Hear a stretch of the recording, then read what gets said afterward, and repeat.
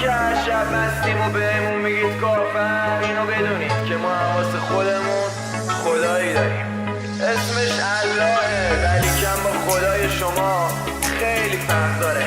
خدای ما حتی وقتی هم که داریم خلاف میکنیم حقامونو داره.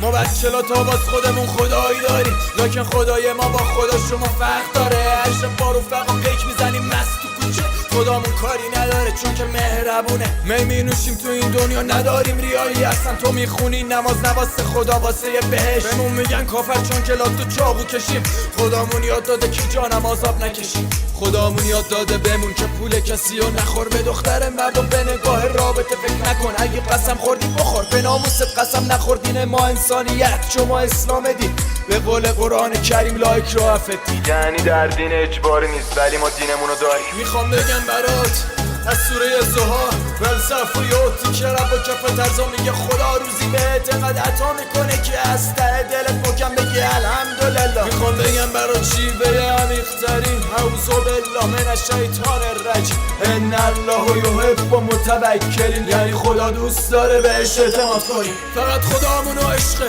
حسبی الله. خدامون برامون کافیست، حسبی الله. روی پای خودمونی، حسبی الله. تتوی محبوبمونه، حسبی الله. این نمکدان خدا جنس عجیبی دارد، هر چقدر میشکنیم باز نمک ها دارد. شکست میدیم توی دعوا همه رقیبامون، دعوا فقط واسه ناموس مثل شهیدامون. خدا امید فقط خودت، نبنده های بی خودت. محرم و خلاف هر چیزی جای خود داره. ما تو تنهایی آمونم چارچوبای خاصی داریم، سوا بر ناموسمون رو خدامونم غیرت داریم. قضاوت کار خداست نه شما بنده های، پس شما حتی توی قرآنش هم بردین چند باری دست. کلا سرم بالاست چون که بالا سرم خداست، شعار بچه پایین هم حسبی الله. ما بچه‌لا تا باز خودمون خدایی داریم، خدایی داریم، خدایی داریم، لکن خدای ما با خدا شما فرق داره. ما بچه‌لا تا باز خودمون خدایی داریم، خدایی داریم، خدایی داریم، لکن خدای ما با خدا شما. یکی با مشروب به فکر خداست، یکی تو مسجد به فکر زناست، یکی با مانتو به فکر خداست، یکی با چادر تو فکر گناست، یکی موی سیخ و غیرت، یکی تسبیح به دست و تو فکر شهوت، یکی ریششو با تیغ زده، یکی با ریشش مردم و تیغ زده.